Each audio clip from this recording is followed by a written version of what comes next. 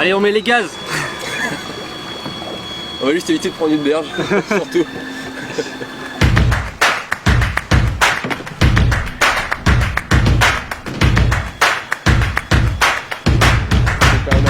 Bonjour à toutes et à tous et bienvenue à la Maison du Marais. Je suis accompagné de Paul. Bonjour Paul. Bonjour, bonjour. Donc Paul, tu es apprenti animateur ici à la Maison du Marais. C'est ça. Et on va passer l'après-midi ensemble. Explique-nous un peu ce qu'on va faire. Ce qu'on va faire, c'est que je vais proposer une balade un peu spéciale, un peu différente de ce qu'on fait d'habitude, pour aller voir des beaux paysages en restant toujours dans le côté marais sauvage de la Maison du Marais. Donc on va avoir des plans assez sympas, des belles choses, et puis du coup on va aller explorer tout ça maintenant. Et ben je trappe la caméra et on y va, c'est parti. Voilà, nous avons rejoint le quai de la Maison du Marais avec Paul pour embarquer à bord d'Electra. Ouais. C'est parti. Pour explorer le marais tous ensemble. C'est parti. On y va.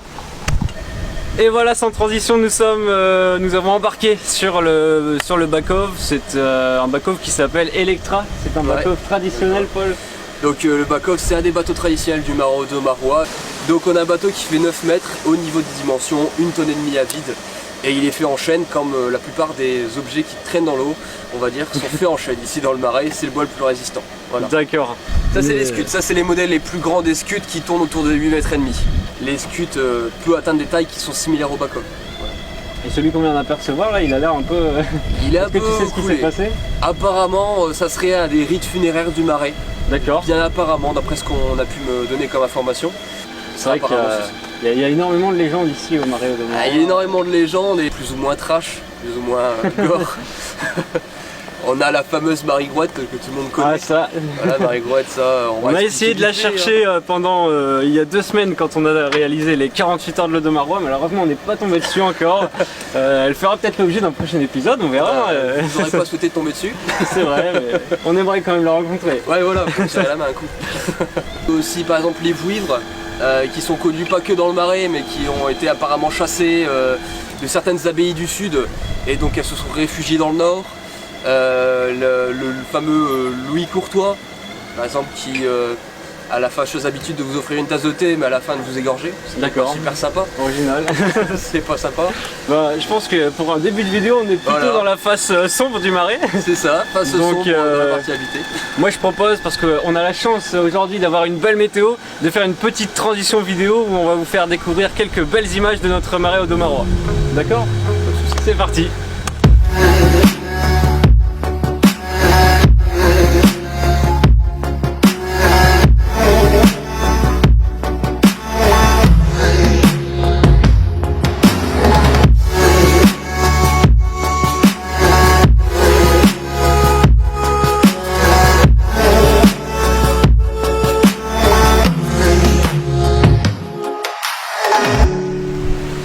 Alors là on est arrivé au niveau d'un étang de tourbe, c'est ça? C'est ça, donc un étang de tourbe qui servait à extraire cette dite tourbe en fait. C'est une sorte de terre qui est le résultat en fait du manque d'oxygène dans l'eau. Vu que le marais ne bouge presque pas, n'a presque pas de courant. Les microbes ne pouvaient pas se développer et décomposer les végétaux qui tombaient dans l'eau. Et donc ça a un peu suivi le même chemin que les fossiles. Et donc ça s'est à moitié fossilisé. D'accord. Mais ça a gardé du coup la capacité de brûler. En fait. Parfois on l'appelle terre de feu. Elle était très dure à extraire, très dure. Il faut imaginer qu'un homme par jour pouvait extraire 3 fois 3 tonnes et demie. Donc à bout de bras, ça fait à peu près on va dire 12 tonnes à charger, 12 tonnes à décharger, 24 tonnes en une journée, c'est déjà assez bien. Et la tourbe en elle-même a son désavantage, c'est que même une fois sèche et mise dans le feu, elle fait beaucoup de fumée, elle sent mauvais, elle crée des feux de cheminée et en plus elle apporte très peu de chaleur. D'accord. Voilà. Donc on l'a vite remplacé par le charbon avec les mineurs et le train de chemin de fer.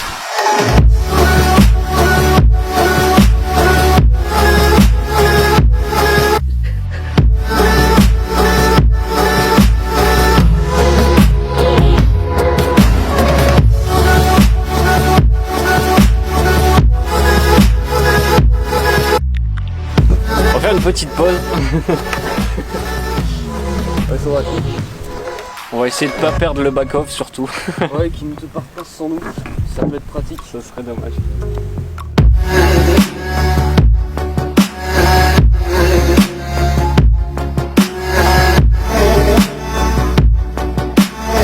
Cette séquence a été réalisée par un professionnel.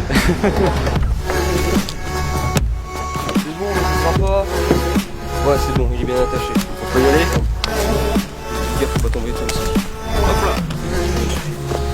On est devant le plus gros commerce du Marais qui sont les champs, pour le Marais, donc culture de légumes. Donc ici, bonjour. Ici on cultive pas mal de choses, donc on se cultive 50 espèces de légumes, donc forcément le fameux chou-fleur. Comme Jean-Pierre Coff disait, on est la capitale du chou-fleur. Voilà, on lui fait honneur. On a à peu près plusieurs millions de têtes de chou-fleur qui sortent par an. Ah quand même, ouais. Déjà pas mal, un gros stock. Voilà, donc on a ici, là c'est les marais communaux. Donc c'est à peu près 400, c'est la plupart, on va dire, des 400 hectares de terre qu'on a dans le Marais.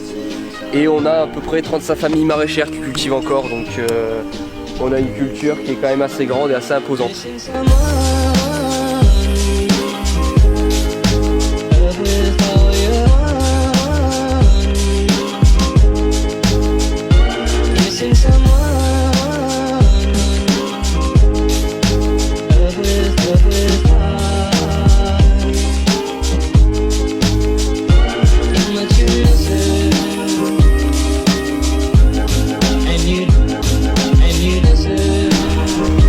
On est revenu sur le back-off et là, Paul, on est arrivé face à une berge qui est en bordure d'un champ, c'est ça? Ouais, et qui est malheureusement en piteux état. Donc justement, les dégâts qu'on voit ici sont faits par un petit animal, un rongeur, mais de la famille des castors, un myocastor. Cet animal, c'est le rat musqué. Donc si vous habitez dans le Marais ou dans des zones humides, vous connaissez sûrement. Il cause énormément de trous dans les berges, on voit que ça s'éboule à cause de ça. Donc une berge verticale, j'ai jamais vu. À part creusé par la main de l'homme ou par le rat musqué. En fait, à la base, il fait un terrier pour élever ses petits, pour avoir un foyer, une maison. Le problème, c'est qu'en faisant ces trous, on perd du terrain. Voilà, sur les terres maraîchères, par exemple, on voit ici, la berge commençait ici avant. Voilà, la berge commençait là où j'ai mis la gaffe. Et maintenant, on est là-bas. Voilà, à cause des trous qu'il a créés. Donc du coup, on essaye ici de le chasser, de le piéger pour, même si le mot est un peu violent, l'exterminer du Marais. Car c'est un animal qui est exotique, envahissant, c'est-à-dire qu'il vient d'un autre pays, donc il vit très bien en Amérique du Nord, donc vers le Canada, tout ça, mais il n'a rien à faire en France, et donc il cause des dégâts. Voilà.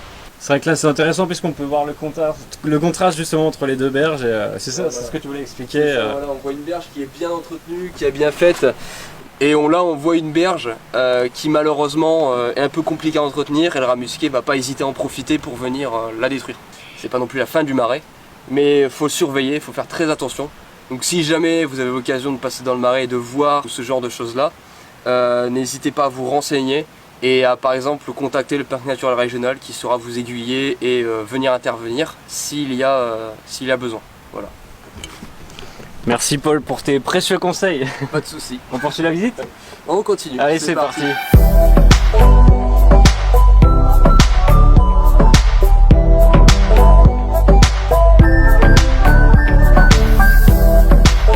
Donc il ne faut pas oublier qu'il y a des gens qui vivent dans le Marais et pour ça eh bien, ils disposent de services comme nous tous. Il y a le facteur qui passe dans le Marais. C'est ça, donc il passe avec sa barque comme n'importe quel facteur tous les matins.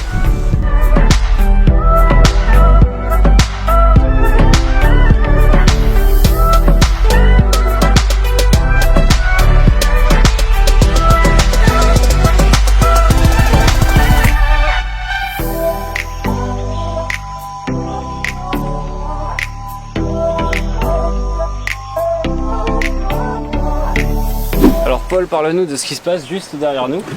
Derrière nous, on a un autre problème que les rats musqués et ces différentes espèces dont j'ai parlé. C'est un phénomène qui est, on va dire, entre guillemets, naturel, qui lui n'a pas été créé par l'homme, c'est l'eutrophisation. D'accord. Donc l'eutrophisation en latin, eutrophe veut dire trop de nourriture. Et donc c'est dû au surplus de nitrate, potassium, polyphosphate, etc. Ouais. Qui viennent alimenter ces algues qu'on voit ici. C'est pas très ragoûtant.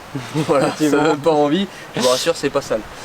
Donc ces algues qui sont les algues filamenteuses viennent s'emmêler dans les moteurs des personnes qui passent dans le marais, qui viennent explorer ce marais, mais viennent aussi, surtout sur le plan écologique, comme la Jussie, empêcher toute lumière de passer en dessous, et donc tue toutes les plantes, et vient en fait empêcher aussi l'oxygène. En fait, ça fait une pellicule qui empêche l'échange d'oxygène entre l'eau et l'air. D'accord. Et donc du coup les poissons en dessous sont asphyxiés, voilà, ils n'arrivent plus à respirer. C'est un combat de tous les jours, ça repousse en 2 semaines, on peut avoir ce résultat là, sur un fossé comme celui-ci des fois. Décidément le marais c'est du boulot. C'est ça, faut bien l'entretenir, il a été créé mais c'est pas tout de créer quelque chose, faut aussi l'entretenir et faire que ça fonctionne. On dirait de la laine, c'est vraiment bizarre. Ouais, on est bien bloqué. Il va falloir. Bon ben à trop s'intéresser aux algues filamenteuses, et ben on en a pris plein le moteur. Il va falloir qu'on relève et qu'on les enlève. Parce qu'en plus ça fait comme du tissu, donc faut les couper au couteau, sinon on n'arrive pas à les enlever.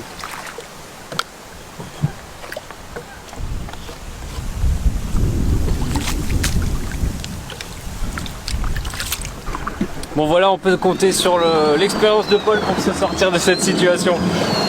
Qui est plutôt galère, on va le dire. Alors avec Paul on a rejoint une zone qui est gérée par Eden 62. Donc c'est bien ça, on est sur une zone, sur des zones qu'on appelle les espaces naturels sensibles, donc qui sont protégés par un organisme, ici Eden 62. Donc là le bateau est arrivé sur un des espaces qui sont les plus gérés par Eden 62, un espace de pâturage avec les moutons.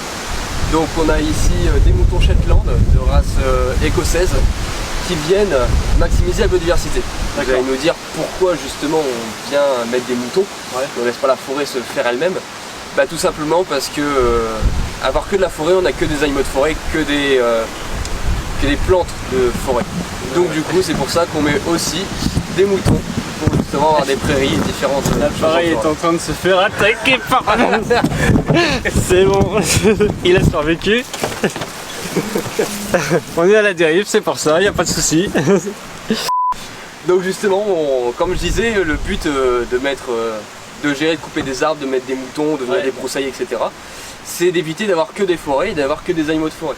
Et donc d'avoir d'autres animaux de prairie, d'avoir des animaux d'étangs, de rivières, de mares, etc.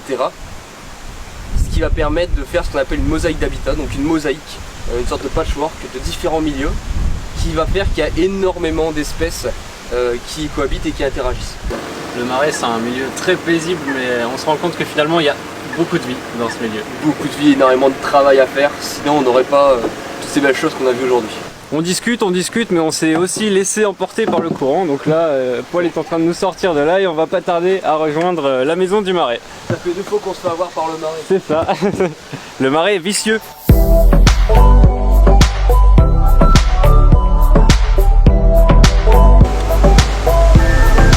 Voilà, nous accostons sur le quai de la maison du marais. En tout cas, merci à toi Paul de nous avoir fait profiter de ton savoir. C'était très intéressant. On voit que tu es quelqu'un passionné par le marais, passionné par ton territoire, donc ça fait vraiment plaisir de partager ça avec toi. Si je peux passionner les gens qui sont avec moi, il n'y a pas de souci. Merci à toi. Merci à toi.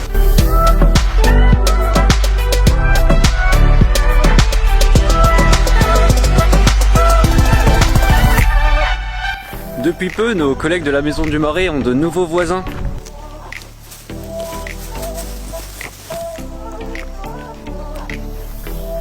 On va pas trop les déranger, ils sont en plein travail. Ils sont en train d'entretenir leur pâture, c'est ce qu'on appelle l'éco-pâturage. Et voilà. Sympa les voisins.